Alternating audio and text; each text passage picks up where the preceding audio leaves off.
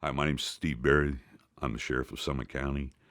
This is the only agency I've ever worked for as a law enforcement officer for the last 35 years. Definition of good police relations or law enforcement relations with your communities is your being there, being out in the public. And what I mean by that is not just driving by. It's doing parking walks. It's visiting your seniors. It's getting to know the community that you patrol, because that way we gain a trust with those people. Over the years, it's become a saying at the Summit County Sheriff's Office, make us proud today, go out and make a friend. You know, most of the times we respond to a negative situation much more than a positive. We proactively try to promote the positiveness, that we are there, we are a resourceful tool, rather than just making arrests, rather than just issuing speeding or some type of motor vehicle infraction type citations. We're there to help them. We're a resource in their community. A lot of us live in their communities, and we want them to know that, you know, we care about what happens in that community just as much as they do. I have one of the best jobs in our department, I'll be honest with you. I'm Sergeant Mike Walsh. I work for the Summit County Sheriff's Office.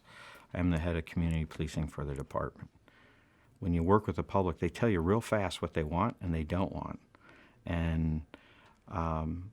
And it's the key. I really believe the key to community policing is listening.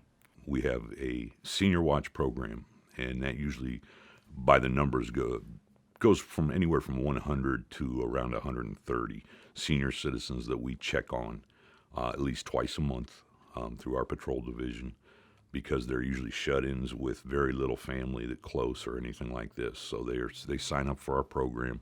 We check on them. The deputies check on them while they're patrolling. March of 2014, I was doing a senior check in Twinsburg Township with the senior I had. And as I went to go to the senior check, I entered the home, I could smell a real bad odor of natural gas coming from the home. And I started talking to Mr. Johnson, and he was complaining that he was having a headache at the time. So at which time I got him out of the house, called the squad for him, and they checked him out. And they also had to call the gas company because they found two gas leaks inside his garage that was coming inside the house. And also, we do it for another reason. We know that 85% of our seniors will not report a crime. But if they build a relationship with that deputy, they'll report the crime to the deputy. It won't be like they're calling the sheriff's office to report a crime. They're telling a friend what happened. We have a detective assigned regarding cases against the elderly. And those crimes can be financial exploitation, theft.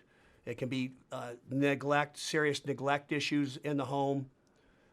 We do follow up all the cases of abuse. We have a detective assigned to the DD board, which is the developmentally disabled, people with either physical or mental type problems. So this detective has been educated in how to be with victims who are not the best witnesses. It's amazing of how many allegations come on a daily basis, disheartening, but it's very rewarding because you can be the voice of these individuals to finally get justice. We restarted up the Citizens Academy just this past few months. We actually just had a graduation of a Citizens Academy a couple of weeks back, and got nothing but really positive comments and a lot of people asking when's the next one. And we try to touch over a 10-week period on what we do as an agency. So they actually get involved in shoot, don't shoot situations and things of this nature. And they seem to come away with a real, I feel, from what I've heard and the comments that were made to me, a newfound respect for law enforcement and what we do. The scenarios were really exciting because you see a situation that's unpredictable and you realize how quickly you have to react. And it's all based on what the other person's going to do. I do believe that their way of looking at it and thinking about how we're reacting is now not second-guessed as quickly, I guess, for lack of a better term, when we do have to do things. A perfect example is a few weeks ago we had people from out of the area, some young adults as well as teenagers, come into one of the cities we patrol and steal a few vehicles. They had weaponry. This was in the middle of the night. They had actual long semi-automatic rifle as well as a handgun. and we actually ended up in a foot pursuit as well as several hour, for lack of a better term, manhunt on one of the young people who was carrying a firearm through neighborhoods, etc. Because of this confidence that they have in us, as well as the relationships we've built due to the proactive community policing we do, we were getting phone calls from these people down in our radio room. Hey, I got a young man, and in my backyard, just ran through this type of thing.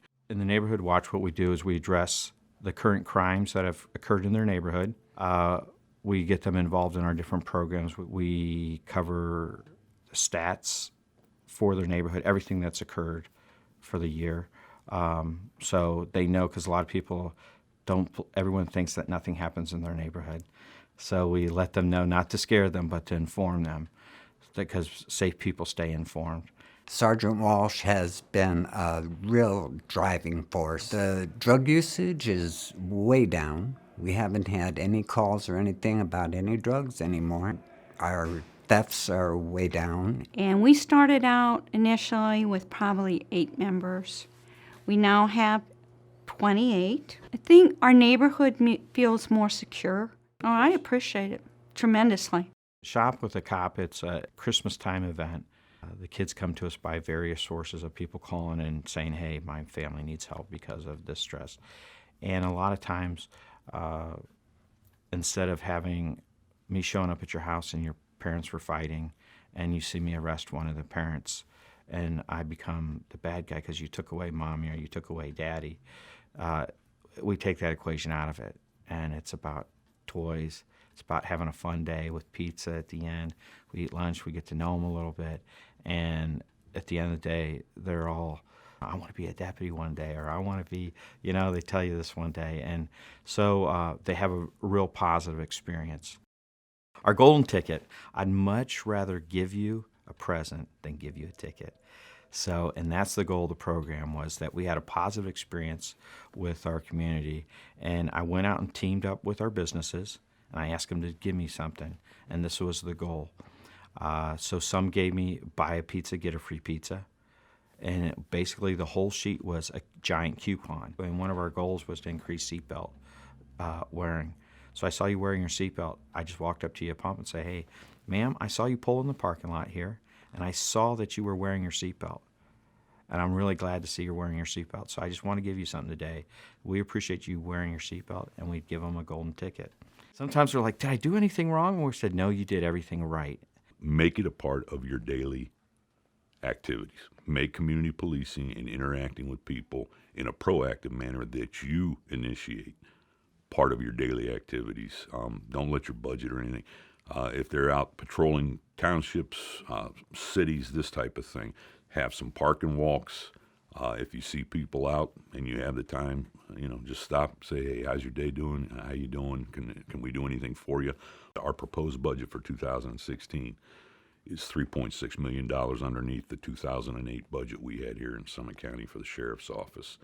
There's a lot of resources out there that are willing to help. You just got to be the person that opens the door and connects the dots. And the community will come out. I do almost everything I do now at zero cost, because there's still no money in our budget for it. And that's what we are trying to do, is pay it forward for their trust in us. We want to provide the confidence back to them. I mean, there's been such an assault, especially fueled, I hate to put it this way, but fueled by media coverage of things that are happening in the areas of law enforcement across this nation nowadays. When you have the people pretty much on your side and understanding a little better of what your job entails and how you are as a person, I think it certainly, most definitely helps to have the public support for your agency and the people of your agency, no doubt about it.